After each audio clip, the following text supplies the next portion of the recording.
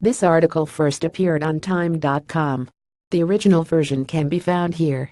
By Rachel LewisBlac. Cab drivers across London have welcomed the decision from the city's transport regulator not to renew Uber's license in the city. "I am over the moon," David English, 47, told Time.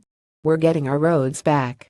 Transport for London TfL announced Friday it would not renew the taxi app's license to carry passengers in the UK capital, accusing it of demonstrating a lack of corporate responsibility in relation to a number of issues which have potential public safety and security implications.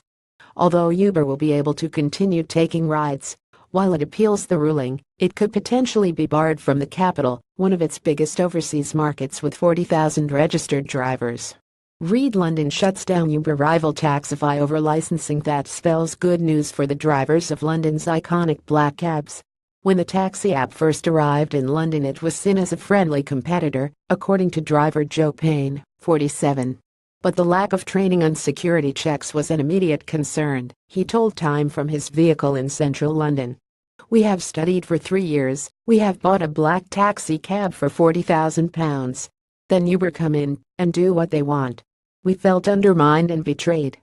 We're not perfect, but we're definitely safer. We have all the training, and if there's a problem you can see our license number inside the cab."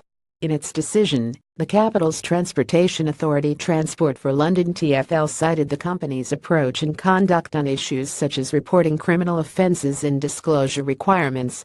Last month, an Uber driver was caught with a large sword outside Buckingham Palace, and a report from London's Metropolitan Police said that Uber had failed to report one of its drivers for sexual assault, leading to him going on to attack another person. Red David Cameron reportedly lobbied for Uber.